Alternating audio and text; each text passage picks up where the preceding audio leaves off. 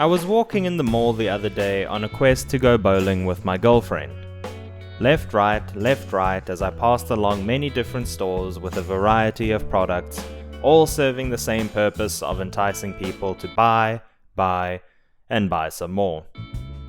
Packed like sardines in a can, what I saw was not the faces of people with purpose, but instead I saw, well, George Carlin said it best. Huge piles of redundant protoplasm. Have you ever felt that way?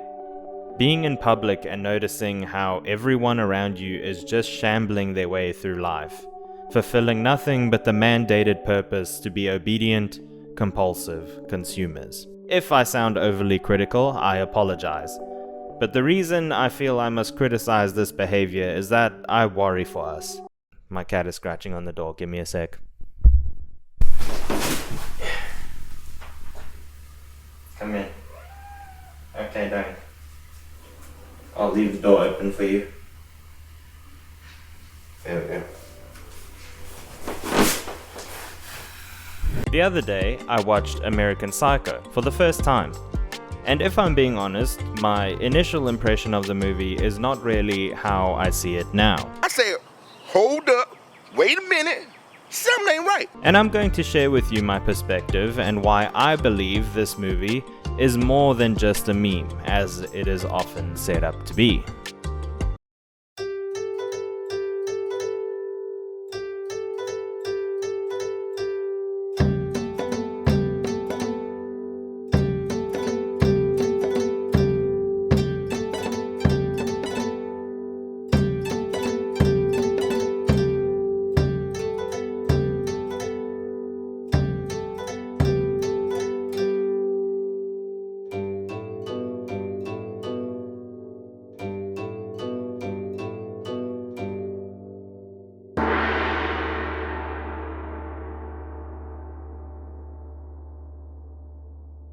Obedient, compulsive consumers. That is what we have become as a society. And I think one film has demonstrated this beautifully. American Psycho explores themes of consumerism, status, and corporate culture. I'm not here. And high heels. I like high heels. Though it's easy to laugh at these aspects of the movie, as it is often presented satirically, it does mirror the world that we live in today.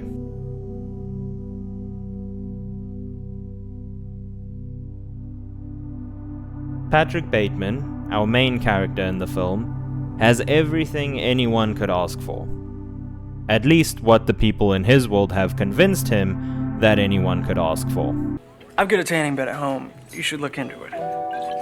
The film's setting is peak 1980s Wall Street excess, where success and status are measured by what you have rather than who you are. And in the most extreme cases, one might be considered a colleague when really all they truly are is a murderous, raving psycho.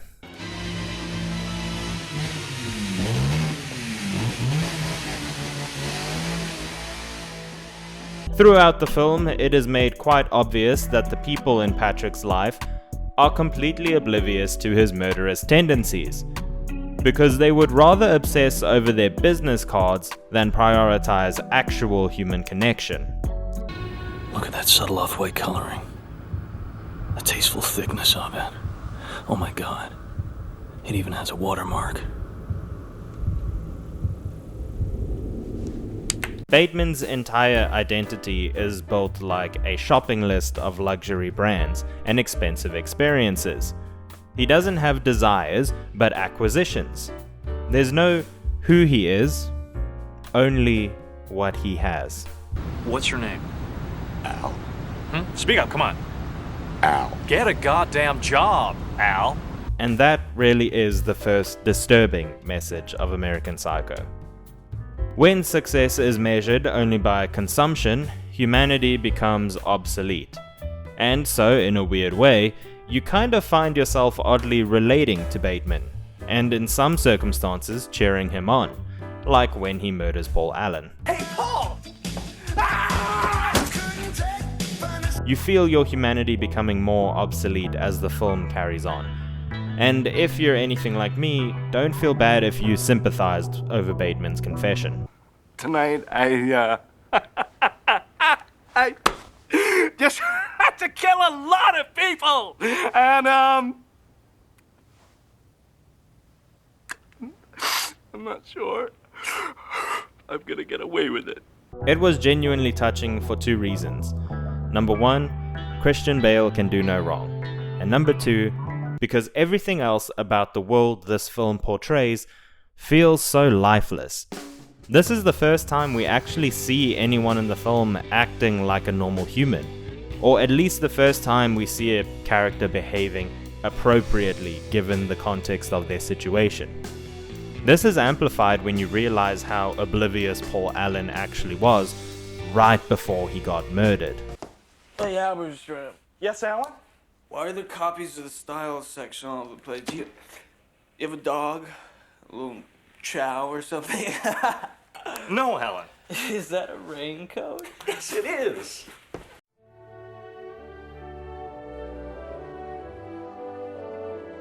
Throughout the film, we see multiple displays of masculine vanity. Whether it's Patrick Bateman checking himself in the mirror during sex, his excessive skincare routine and devotion to fitness, or his fixation on whether or not his co-workers' business cards are better than his, it all comes off very performative. And the movie's exaggeration of these things is meant to be perceived as a critique of this performance. I believe that it is part of the reason why Bateman is a psycho. He is insecure and conformist, which fuels his violent impulses, which are just extreme expressions of his feelings of inadequacy.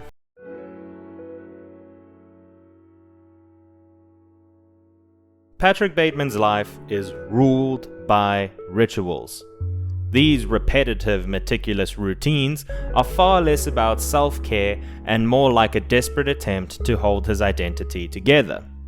You're inhuman. No, I'm in touch with humanity. Because in Bateman's world, the only identity that matters is one with integrity. Get a goddamn job, Al. He believes that if he is perfect, then he is realized, and that's what keeps him real. His obsessions become coping mechanisms, but they don't ground him as a character. Instead, they reveal how fragile he truly is. For instance, we see that Bateman is somewhat of a music lover, which should make him relatable in some way, but instead, it just demonstrates further how he is a hollow shell. Instead of feeling his taste in music, he performs it by reciting monologues about artists he doesn't even care about. Their early work was a little too new wave for my taste. But when sports came out in '83, I think they really came into their own. And yet, there is some semblance of humanity in him when it comes to music. Like when someone interrupts him while he's listening to music and he gets angry. I'm trying to listen to the new Robert Palmer tape, but Evelyn, my supposed fiancée, keeps buzzing in my ear. Right? Only that's just another way we see the cracks in his performance. You see, Bateman doesn't enjoy music the same way normal people do. He uses those moments of musical indulgence to feel in control, and to act out what he thinks a sophisticated, emotionally rich man should look like. So when someone interrupts him, they're breaking the performance. They're reminding him he isn't real.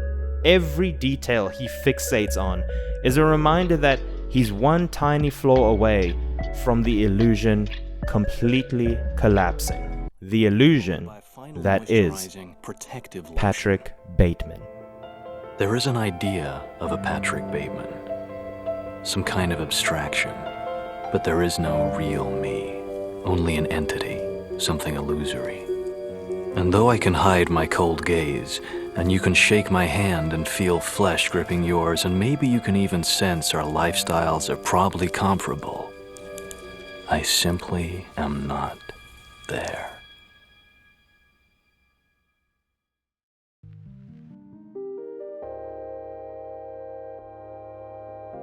American Psycho ends with a question.